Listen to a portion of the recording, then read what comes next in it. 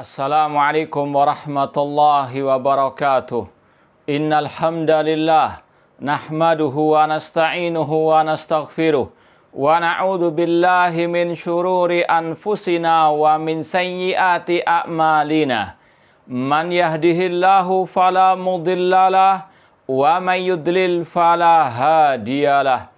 Asyhadu an la ilaha illallah wahdahu la syarikalah wa ashhadu anna Muhammadan abduhu wa rasuluh. Ya ayyuhalladzina amanu taqullaha haqqa tuqatih wa la tamutunna illa wa antum muslimun. Ya ayyuhan nasu taqu rabbakumul ladzi khalaqakum min nafsin wahidah wa khalaqa minha zawjaha wa batha minhuma rijalan katsiran wa nisaa'a wattaqullaha alladzi tasaaluna bihi wal arham innallaha kana 'alaikum raqiba. Ya ayyuhalladzina amanu taqullaha wa qulu qawlan sadida yuslih lakum a'malakum wa yaghfir lakum dhunubakum wa may yuti'illaha wa rasulahu faqad faza fawzan 'azima. Amma ba'd, fa inna asaqal hadithi kitabullah wa khairal hadi hadyu Muhammadin sallallahu alaihi wasallam wa syarrul umuri muhdatsatuha wa kullu muhdatsatin bid'ah wa kullu bid'atin dhalalah wa kullu dhalalatin finnar. Ma'asal muslimin, ikhwani fillah wa akhwati, bapak-bapak, ibu-ibu, saudara-saudariku rahimani wa rahimakumullah.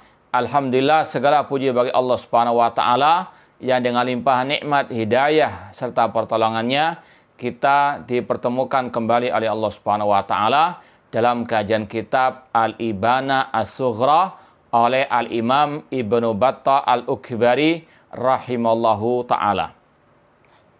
Sekarang kita sampai pada halaman 58 poin 163. Ini masih riwayat dari Al-Imam Abdullah bin Mubarak, seorang ulama tabi'in rahimahullah ta'ala. Beliau berkata, wa qala Ibnu Mubarak, inna lillahi malaikatan yatlubuna hilaqadz dzikri.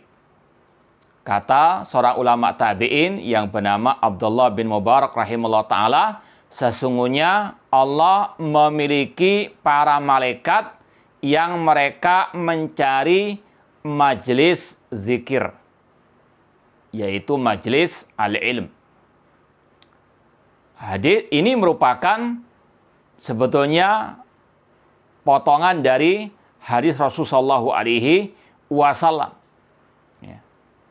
Rasulullah SAW yang maknanya seperti tadi, inna lillahi malaikatan yatlubuna majalitsal dzikr. Allah memiliki para malaikat yang tugasnya mencari majelis zikir alias majelis al-ilmu. Banyak sekali hadis-hadis atau riwayat-riwayat yang sahihah yang berkaitan dengan keutamaan majelis zikir atau yang menjelaskan tentang para malaikat itu mendatangi majelis zikir alias majelis al-ilm. Nanti akan disampaikan oleh Syekh Abdul Aziz Ar-Rajihi dalam syarah beliau tentang maksud majelis zikir, majelis ilmu tersebut. Namun sebelumnya kita mau sampaikan ada beberapa riwayat tentang masalah keutamaan menuntut ilmu agama. Di antaranya dalam Sahih Muslim, Rasul mengatakan, man salaka tariqan yaltamisu fi ilman sahalallahu bi tariqan ilal jannah. Barang siapa yang menempuh perjalanan dalam rangka belajar ilmu agama, maka Allah mudahkan jalannya menuju surga. Semoga Allah Subhanahu wa taala menjadikan kajian kita ini, majelis kajian kita ini meskipun lewat Facebook termasuk salah satu jalan menuju surga Allah Subhanahu wa ta'ala. Semoga Allah mengumpulkan kita di surganya kelak. Sekali lagi Rasul mengatakan, barang siapa yang menempuh perjalanan dalam rangka belajar ilmu agama, maka Allah mudahkan jalannya menuju surga. Kemudian kata Rasul, wa majtama qaumun fi baitin min buyutillah yatluna kitaballah wa yatadarasunahu bainahum illa nazat alimus sakinah wa ghasyatumur rahmah wa hafathumul malaika wa dzakarahumullah fi man indah. Kata Rasul SAW, tidaklah sekelompok orang berkumpul di salah satu rumah Allah, di salah satu masjid Allah, mereka membaca Al-Quran dan saling mempelajari isi Al-Quran, kecuali turun kepada mereka ketenangan, rahmat Allah meliputi mereka, malaikat Allah mengelilingi majelis mereka, dan Allah memuji mereka di kalangan malaikat yang ada di sisinya. Hadis dalam Sahih Muslim. Di situ intinya berkaitan dengan para malaikat yang mereka mengelilingi majelis al-ilmu. Demikian pula Rasul SAW mengatakan, Inna lillahi malaikatan sayyahin. Sesungguhnya Allah memiliki malaikat-malaikat yang mereka berkeliling. Ya. Dan di antara malaikat tersebut, dikatakan oleh Rasul SAW, mereka tadau ajnihataha ridhan li talibil ilmi bima yasna. Para malaikat tersebut meletakkan sayap mereka dalam rangka ridha terhadap para penuntut ilmu agama. Ini sekali lagi keutamaan-keutamaan atau sebagian keutamaan menuntut ilmu agama. Tentunya yang berdasarkan Al-Quran dan Sunnah dengan pemahaman para salafu as-saleh. Kemudian kata beliau, fandur ma'aman yakun majlisuka. Kata seorang ulama tabi'in, Abdullah bin Mubarak rahimahullah ta'ala, maka perhatikanlah dengan siapa engkau bermajelis ilmu tersebut. Maka perhatikanlah siapa ustadzmu, guru agamamu, siapa dosen agamamu. Harus selektif, tidak boleh sembarangan. Ini pesan para salafus saleh. Dan ini bukan hanya diucapkan oleh beliau saja. Banyak dari ulama salaf yang menyeru kita untuk belajar dari para ulama ahli sunnah wal jamaah. Syaratnya yang pertama, di atas akidah wa manhaj salaf. Dan yang kedua, memang orangnya berkompeten dalam ilmu agama. Meskipun ahli sunnah, namun kalau jahil, apalagi jahil murakkab, naudzubillah min dzalik. Sebagaimana kata Imam Malik rahimahullah, la yukhadul ilmu an arba'in. Ilmu tidak boleh diambil dari 4 golongan manusia. Yang pertama, ahli bidah. Yang kedua, orang yang jahil. Yang ketiga, orang yang suka berdusta. Dan yang keempat, orang yang tidak paham apa yang dia sampaikan, alias gagal paham. Ini sekali lagi pesan dari para ulama as-salaf, di antaranya Abdullah bin Mubarak beliau mengatakan, fandur ma'aman yakunu majlisuka. Perhatikanlah dengan siapa engkau bermajelis ilmu tersebut. Kata beliau, la yakunu ma'a sahibi bid'atin. Jangan sampai engkau bermajelis dengan ahli bid'ah.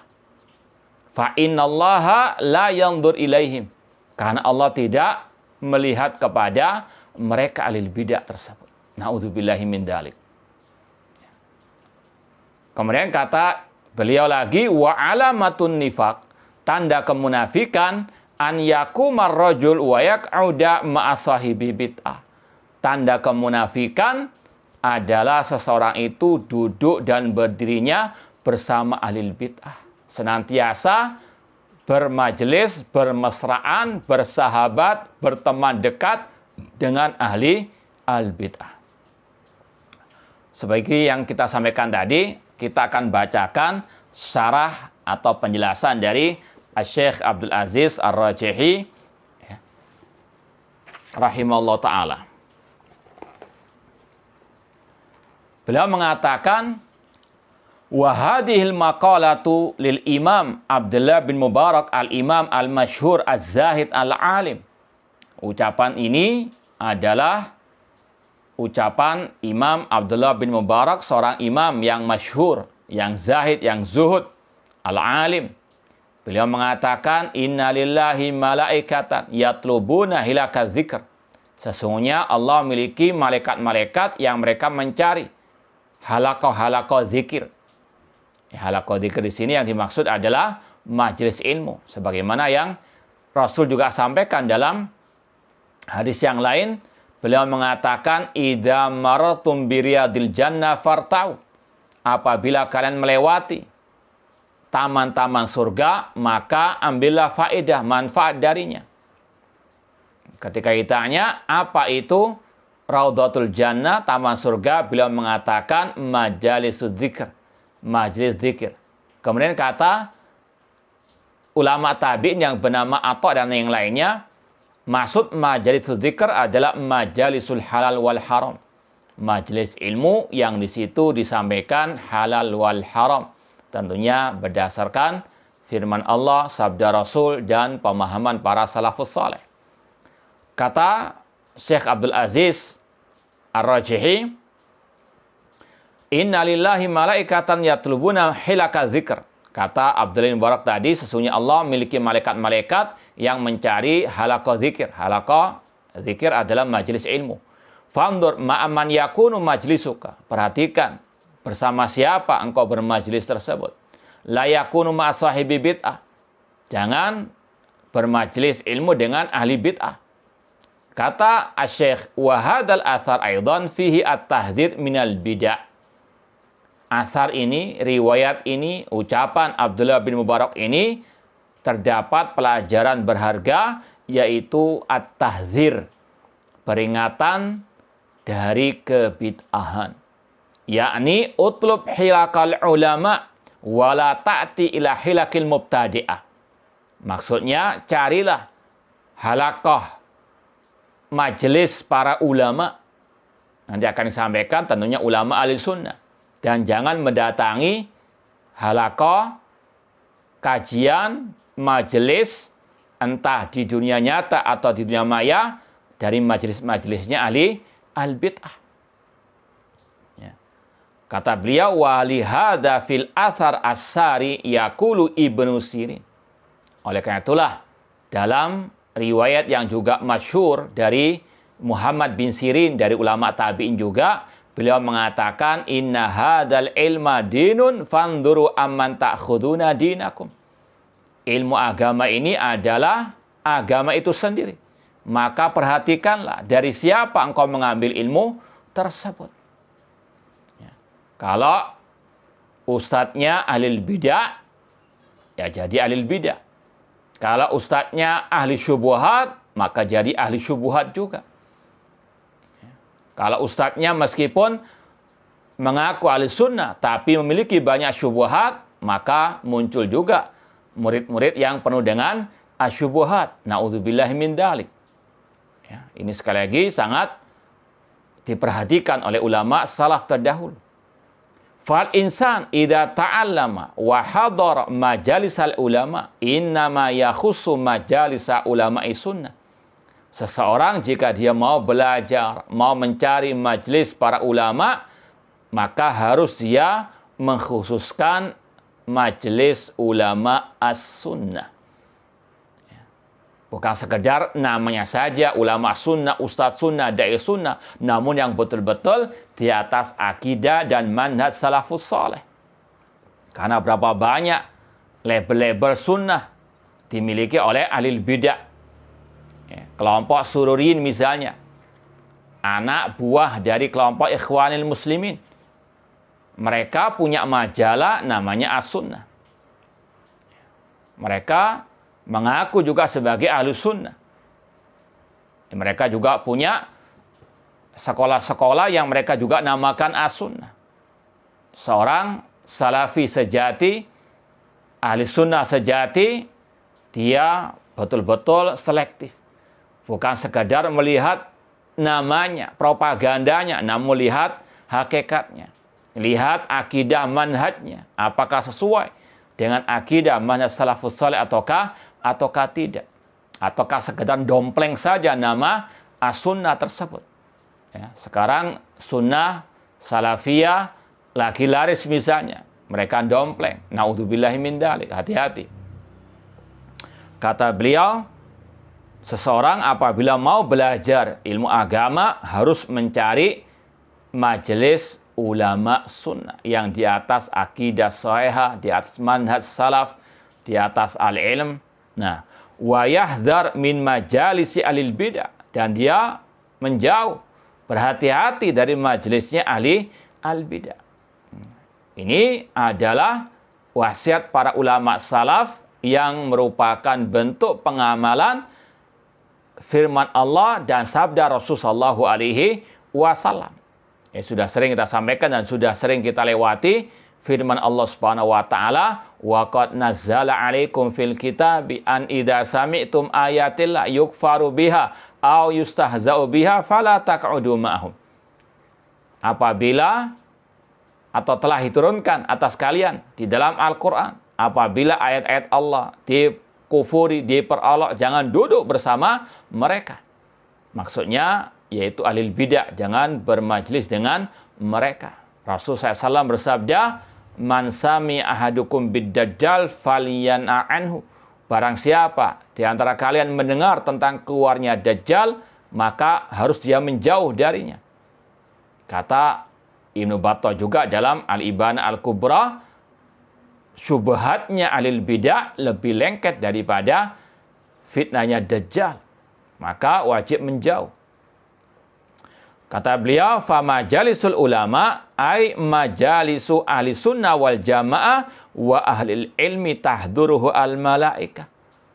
Yang Rasul maksud para malaikat mendatangi, mencari majelis zikir, yaitu majelis para ulama ahli sunnah wal jamaah. Itu yang didatangi oleh para malaikat. Bukan majelisnya ahli al-bidah. Wa amma majalisul bidah fala tahduruha al malaikah. Adapun majelisnya ahli bidah, maka malaikat tidak akan mendatanginya. Karena mereka la ya'sunallah, tidak bermaksiat kepada Allah. Bid'ah lebih dahsyat daripada maksiat. Kemudian kata beliau, walihada qala, oleh karena itulah Abdullah bin Mubarak rahimahullah mengatakan, inna lillahi malaikatan yatlubuna hilakaz zikr. Oleh karena itulah beliau mengatakan Allah memiliki malaikat-malaikat yang mencari majelis zikir, majelis ilmu. Fandur ma'aman yakunu majlisuka la yakunu ma'sahibi bid'ah. Maka perhatikanlah dengan siapa engkau bermajelis, berguru. Dan jangan berguru, bermajelis dengan ahli bid'ah. Fa innallaha la yanzuru ilaihim. Sesungguhnya Allah tidak melihat kepada mereka. Ini sekali lagi intinya larangan bermajelis ilmu dengan ahli bid'ah. Dilarang sekolah ahli al-bid'ah. Maka sungguh sesat mereka-mereka yang menyeru orang-orang untuk belajar kepada ahli bidah. Naudzubillahi min dzalik. Dan yang paling aneh bin nyeleneh, kalau ada seorang yang mengaku ustadz dai salafi, dosen sunnah katanya, tapi ngambek kalau tidak diterima S3 di perguruan tinggi ahli bidah. Inilah fitnah akhir zaman. Naudzubillahi min dzalik. Kalau salaf, mereka menjauh dari majelis ahli bidah. Kok ada ustaz sunnah ngambek nggak diterima di perguruan tinggi ahli bidah? Naudzubillahi min dzalik. Itulah pengaruh syubhat, pengaruh al-bidah. Naudzubillahi min dzalik. Kemudian lebih dahsyat dari itu, kata Abdullah bin Mubarak rahimahullah, wa alamatun nifaq, tanda kemunafikan, an yakumar rajul wa yaq'ud ma'a sahibi bid'ah. Tanda kemunafikan yaitu seseorang duduk dan berdirinya bersama ahli bidah. Artinya bersahabat dengan ahli bidah, berteman dengan ahli bidah, entah di dunia nyata atau di dunia maya. Ya, seperti yang kita sampaikan tadi. Kalau ada ustadz misalnya, dia ngambek nggak diterima di perguruan tinggi ahli bidah, naudzubillah min dzalik. Ini sekali lagi salah satu bentuk penyakit hati syubhat yang sudah merasuk dalam hatinya. Apalagi sang oknum juga berteman, berkumpul di perkumpulannya dai-dai ahli bidah. Ya, meskipun di dunia maya misalnya. Ini pengaruhnya sangat luar biasa. Ya, makanya kalau memusuhi dai sunnah, dai salafi, maka wajar.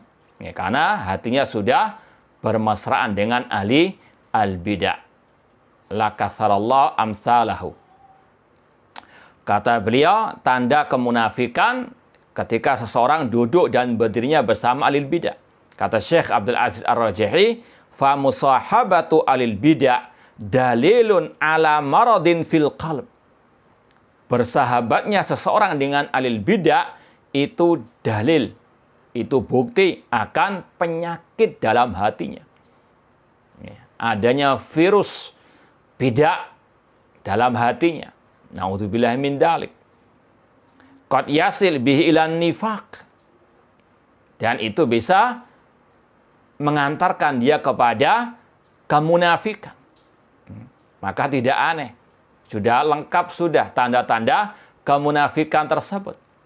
Ketika sudah bermesraan dengan ahli bidah, ngambek tidak diterima di perguruan tinggi ahli bidah, kemudian bermuka dua. Ini sekali lagi sungguh benar ucapan ulama tabi'in Abdullah bin Mubarak, alamatun nifaq, tanda kemunafikan. Nah, wa mujalasatu ahli sunan dalilun ala salamatil mu'taqad. Kebalikannya, bermajlis dengan ahli sunnah yang sejati, dengan salafiyin, maka itu sebagai bentuk konkret bukti akan keselamatan akidahnya. Sebagaimana kata orang Arab, at-tuyur bi ashbahiha taqa. Burung itu akan bertengger dengan yang sejenisnya. Burung merpati nggak akan mungkin bertengger dengan burung gagak. Demikian pula ahli sunnah tidak mungkin mau bermesraan dengan ahli al-bidah. Kalau ada yang mengaku ahli sunnah bermesraan dengan ahli bidah, maka itu tanda tadi ada penyakit dalam hatinya, ada tanda kemunafikan dalam dirinya. Naudzubillah min dzalik. Serigala yang berbulu sapi atau berbulu kuda, berbulu domba akan kumpul dengan yang sejenisnya. Nggak mau dengan yang lainnya. Maka sekali lagi, ini yang harus betul-betul diperhatikan. Kata beliau, fal maru ala dini jalisihi. Kata Syekh Abdul Aziz Ar-Rajihi, seseorang itu tergantung agama sahabat dekatnya, teman dekatnya. Fa idza kana yujalisu ahlal bidah fa inna hadza dalilun ala maradin fi qalbihi. Apabila dia telah bermajlis belajar kepada ahli bidah, maka itu sebagai bukti, dalil akan penyakit dalam dirinya, dalam hatinya. Yusiluhu ilan nifaq, dan akan mengantarkannya kepada kemunafikan atau sifat an-nifaq. Ya, makanya Allah mengatakan, fa idza laqul ladina amanu qalu amanna wa idza khalau ila syayatinihim qalu inna ma'akum innama nahnu mustahzi'un. Apabila mereka bertemu dengan orang-orang beriman, mereka mengatakan kami beriman sebagaimana kalian. Namun ketika mereka kembali kepada setan-setan mereka, maka mereka mengatakan kami bersama kalian, kami hanya memperolok orang-orang yang beriman. Ini tanda kemunafikan bermuka dua. Itu salah satu sebabnya bermesraan dengan ahli al-bidah. Naudzubillahi min dzalik. Wa idza kana jalis ala sunnah fa'lam annahu ala istiqamah wa alal jadah. Apabila dia bermajlis dengan ahli sunnah, bersahabat dengan ahli sunnah, itu tanda orang itu di atas keistiqomahan dan di atas jalan yang benar, di atas manhaj yang lurus. Ini sekali lagi wasiat emas dari seorang ulama tabi'in, Abdullah bin Mubarak rahimahullah ta'ala, dan juga ulama-ulama as-salaf yang lainnya. Kita lanjutkan poin berikutnya, 164. Wa qala Muhammad ibnu Nadhr al-Harithi, berkata ulama yang bernama Muhammad bin Nadhr al-Harithi, man asgha bisam'ihi ila sahibi bid'atin nuzi'at minhul ismatu wa wukila ila nafsihi. Barang siapa yang dia memperdengarkan telinganya kepada ahli bid'ah, alias tadi bermajelis ilmu dengan ahli bid'ah, berguru dengan ahli bid'ah, belajar di sekolah-sekolah perguruan tinggi ahli bid'ah, maka nuzi'at minhul ismah, akan dicabut dari dirinya al-ismah, keselamatan, kekuatan, benteng, akidah wal manhajnya, yaitu utama dalam menghadapi fitnah akhir zaman. Wa wukila ila nafsihi, dan dia akan diserahkan kepada dirinya, tidak akan mendapatkan hidayah pertolongan dari Allah Subhanahu wa taala. Ya, kita juga mau bacakan syarahnya Syekh Abdul Aziz Ar-Rajihi, insyaallah sangat bermanfaat sekali. Kata beliau, wa hadil maqala li Muhammad bin Nadhr al-Harithi al-Kufi yaqul man asgha bi sam'ihi ila sahibi bid'ah nuzi'at minhul isma wa wukila ila nafsihi. Ucapan tadi milik Muhammad bin Nadhr al-Harithi al-Kufi. Beliau mengatakan barang siapa yang memperdengarkan telinganya untuk mendengarkan ahli bid'ah, maka dicabut al-ismah, kemaksuman dari dirinya atau keselamatan, perlindungan dari Allah Subhanahu wa taala, dan dia diserahkan kepada dirinya. Li'anna huwallazi ikhtaral bid'ah bi nafsihi. Karena dia yang memilih bid'ah atau majlis bid'ah atau ustadz bid'ah. Maka balasannya sebagaimana kata Allah, fala mazaghu azaghallahu qulubah. Ketika mereka berpaling, semakin Allah palingkan. Sudah sering didengarkan ucapan salaf terhadap atau tentang tahdzir terhadap alil bidah, tapi masih saja mau bermajlis dengan alil bidah, maka Allah akan semakin sesatkan. Ya, naudzubillahi min dzalik. Sudah sering mendengarkan kajian akidah di daurah-daurah misalnya, bagaimana salaf sangat tegas, keras kepada alil bidah, cuma masih juga memuja-muji alil bidah, memuja-muji du'atus su' misalnya. Maka na'udzubillah min dalik, kalau saya cabut hidayah, baru tahu rasa. Falamma zaghu azaghallahu qulubahum. Ketika mereka berpaling, semakin Allah palingkan. Maka hati-hati. Kata beliau, fal wajib al-hadar minal bid'ah. Yang wajib adalah berhati-hati dari kebid'ahan. Fa idza ikhtara al-insan al-bid'ah fa inna yukhsha alaihi an tunza minhul ismatu. Ketika seseorang sudah memilih kebid'ahan atau majelis bid'ah, ustadz bid'ah, sekolah bid'ah, maka dikhawatirkan akan dicabut al-ismah, kemaksuman, keselamatan, minal fitan, dari fitnah-fitnah. Makanya kalau ada dai sunnah ketika belajar di perguruan tinggi alil bidah, kemudian ucapannya mencela-mencela, ucapan statementnya di medsos itu menyelisih akidah manhaj salaf, memang itulah akibat dari belajar dengan ahli al-bidah. Kalau dia memiliki sifat kemunafikan, memang itulah yang dikatakan oleh Abdullah bin Mubarak tadi, alamatun nifaq. Ya, maka tidak aneh. Ya, itulah bukti nyata kebenaran ucapan ulama as-salaf, imam-imam ahli sunnah wal jamaah. Syubha khatafah. Syubha itu cepat menarik. Syubhat melahirkan kebid'ahan. Kalau sudah suka bid'ah, suka dengan alil bid'ah, maka dia akan benci kepada ahli as-sunnah, dia akan benci kepada orang-orang yang menyeru kepada akidah sahihah dan manhaj yang salim. Waman, kemudian yuwayukal ila nafsihi, orang itu akan diserahkan kepada dirinya sendiri, tidak akan mendapatkan pertolongan hidayah dari Allah Subhanahu wa taala. Waman wukila ila nafsihi halak, kalau orang itu sudah diserahkan kepada dirinya, tidak Allah tolong, tidak Allah bantu, tidak Allah lindungi, maka dia akan binasa, cepat atau lambat. Fal wajib alal insan an yahdharul bid'ah. Yang wajib bagi seseorang menjauh dari kebid'ahan dan ahli bid'ah. Wa yalzam sunnah wal jamaah, dan berpegang teguh dengan as-sunnah wal jamaah, al-sunnah wal jamaah yang sejati. Hatta ya'simahullah minal fitan, hingga dia diselamatkan oleh Allah Subhanahu wa taala dari segala bentuk al-fitan. Ini juga salah satu kiat untuk kita selamat dari fitnah akhir zaman, yaitu menjauh dari bid'ah dan ahli bid'ah, tidak belajar di majelisnya ahli bid'ah, entah majelis di dunia nyata atau di dunia maya. Ini sekali lagi kiat-kiat menggapai keselamatan di akhir zaman atau ketika menghadapi fitnah akhir zaman. Belajar dari ulama ahli sunnah, menjauh dari majelis ahli al-bidah atau sekolah-sekolahnya ahli al-bidah.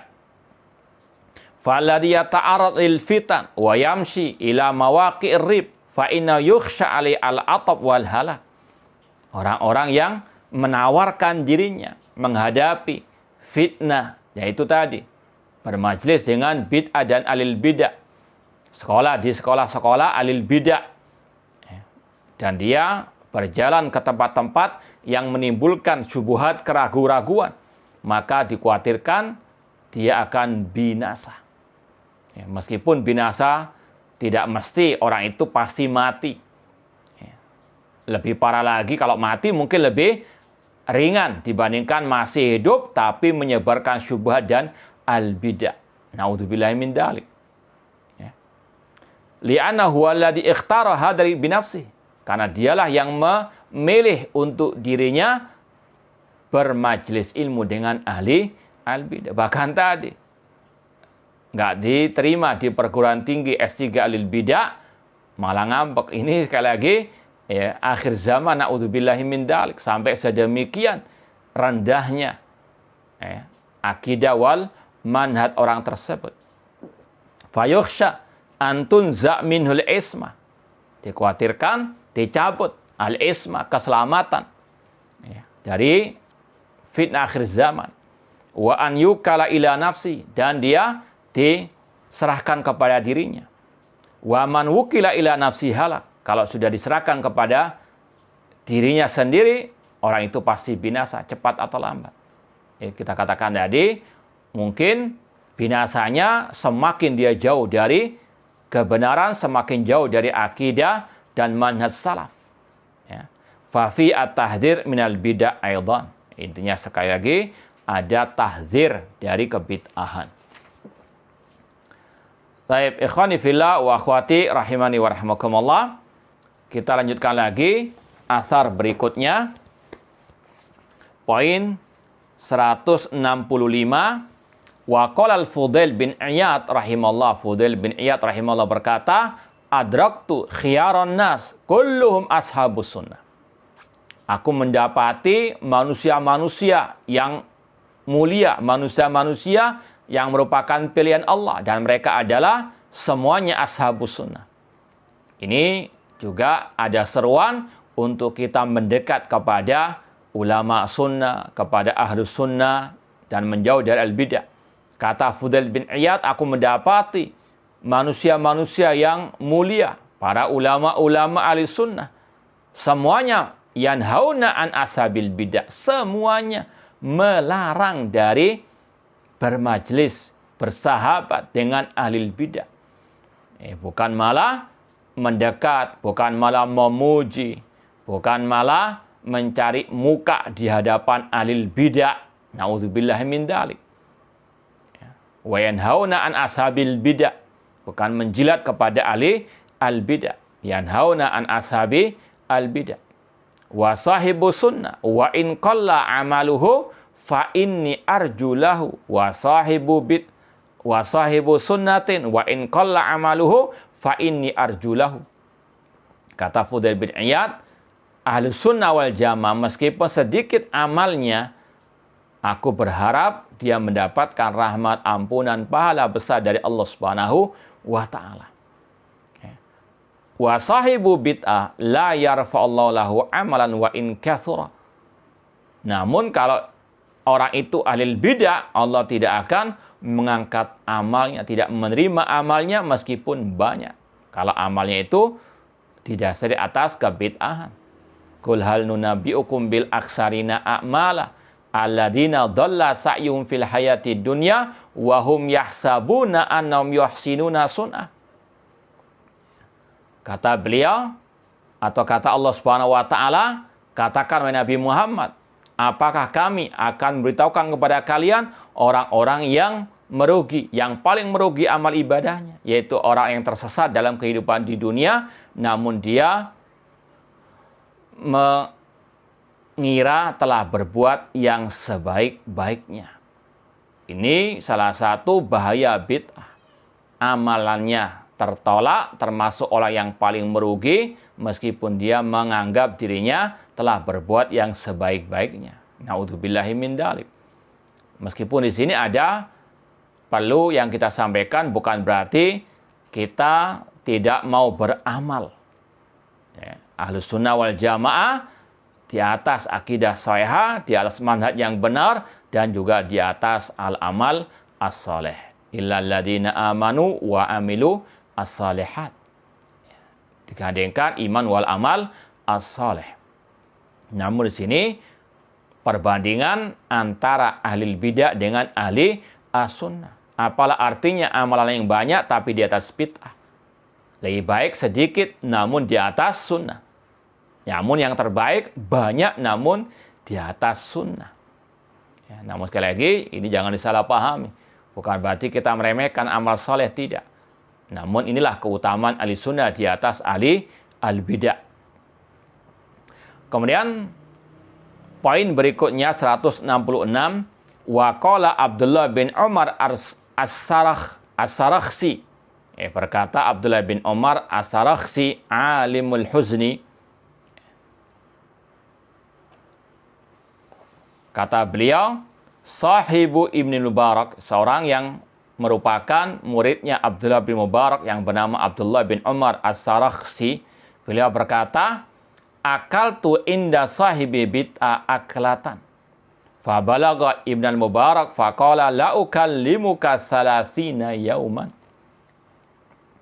Kata Abdullah bin Umar as-Sarakhsi tadi, aku pernah makan atau mendapatkan jamuan makan dari ahli bid'ah.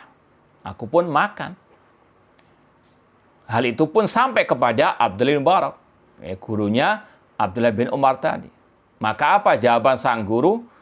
La ukallimuka 30 yauman. Aku nggak mau berbicara denganmu 30 hari. Ini sebagai bentuk takdib, memberikan pelajaran yang berharga kepada sang murid agar tidak bermesraan dengan ahli al-bidah. Maka sungguh aneh bin nyeleneh kalau ada dai sunnah datang ke tempatnya ahli bidah selfie bermesra. Naudzubillahi min dzalik. Kalaupun ada yang berhujah, ada ulama besar menjenguk ataupun datang kepada ahli bidah, kita katakan inti siapa? Kalau ulama besar tersebut mendatangi ahli bidah untuk menasehatinya, kalaupun berdebat mereka memang layak. Kalau inti malah dakwai, naudzubillah min dzalik. Jangan samakan dengan ulama-ulama besar tersebut. Ada yang datang ke al-bidah, kemudian selesai dari pertemuan dengan al-bidah, kemudian membuat talbis, penipuan, dengan mengatakan perbedaan kita dengan mereka sebagaimana perbedaan antara Muhammad bin Hasan Asy-Syaibani dengan Imam Syafi'i. Naudzubillah min dzalik. Perbedaan yang sangat jauh, perbedaan antara sama wa sumur bor, antara Imam Syafi'i dengan Muhammad bin Hasan Asy-Syaibani dengan perbedaan ahli sunnah dengan ahli bidah. Dua ulama tadi ulama ahli sunnah, perbedaannya dalam masalah fiqih ijtihadi.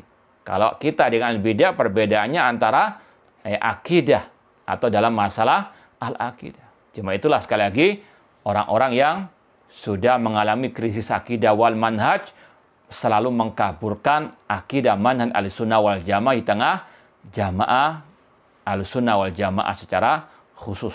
Nah, taib, insyaallah kita lanjutkan pada pertemuan yang akan datang. Wallahu ta'ala a'lam.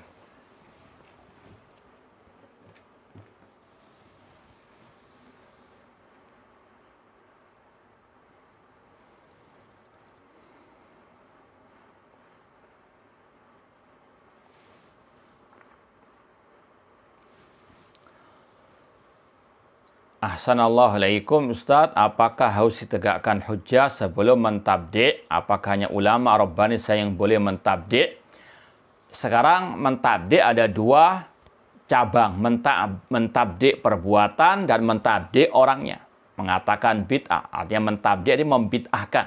Kalau membid'ahkan perbuatannya, tentunya sekali lagi ini yang penting perbuatan tersebut diatasnamakan agama, entah masalah akidah, ibadah, dan sebagainya, yang tidak pernah diajarkan oleh Rasul dan para sahabat Rasul Shallallahu Alaihi Wasallam. Ini kaidahnya lebih mudah.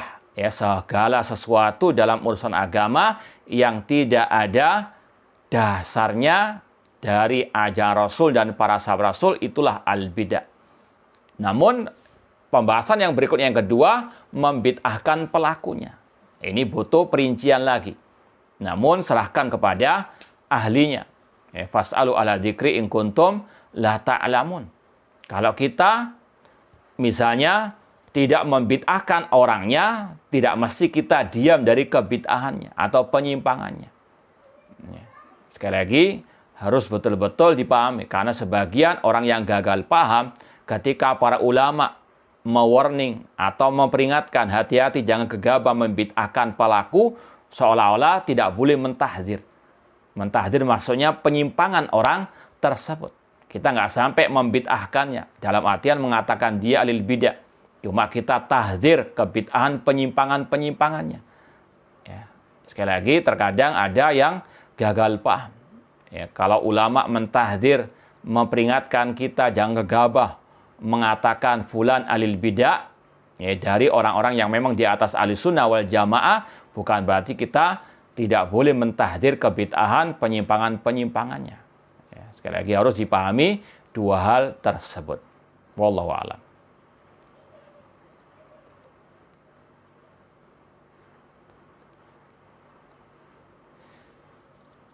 Ya, kalau ada seseorang yang mau kerja di luar kota, sedangkan orang tuanya sangat membutuhkan pertolongan bantuannya, maka seorang anak yang saleh, anak yang baik, maka dia akan dekat dengan orang tuanya.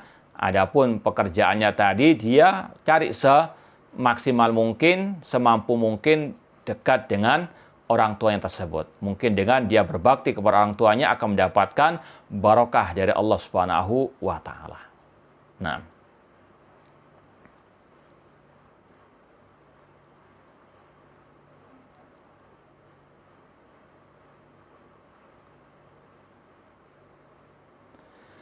iya, kita sering mentahdir, hati-hati dengan orang-orang yang suka menukil ucapan-ucapan ahlul bidah, padahal dia jahil, tidak paham apa yang dia nukil tersebut. Kalau mengatakan ulama membolehkan ulama menukil, kita katakan ente sering mengatakan demikian, tapi ini sendiri jatuh ke dalam nukil atau menukil ucapan ahlul bidah yang mengkritik pemimpin kaum muslimin. Maka hati-hati. Ini banyak orang-orang yang bocor alus. Yang kata Ali bin Abi Thalib, kalimatu haqqin urida bihal batil. Ada ucapannya hak, namun di belakangnya ada kebatilan. Hati-hati dengan orang-orang yang bocor-bocor halus ini. Ya.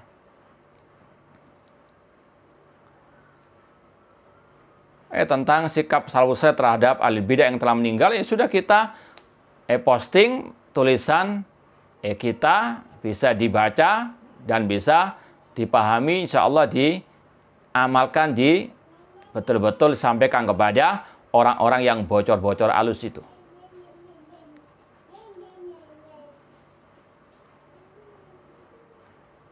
Sebagaimana Rasul mengatakan Allah itu hijabuh an-nur. Hijabnya adalah cahaya. Lau kasyafahu la ahraqa subatu wajhihi man ta'ilai basaruhu. Kalau Allah singkap cahayanya, maka akan bisa membakar semua yang dilihat oleh Allah Subhanahu wa taala. Ini hadisnya sahih. Makanya tidak mungkin ada seorang pun di dunia yang bisa melihat wajah Allah Subhanahu wa taala dalam keadaan terjaga di dunia ini. Adapun di akhirat, maka memungkinkan seseorang dan pasti orang beriman melihat wajah Allah Subhanahu wa taala. Wujuh yaumaidin nadhira ila rabbiha nadhira. Wajah-wajah orang beriman berseri-seri di surga dan kepada Rabb-Nya lah mereka melihat.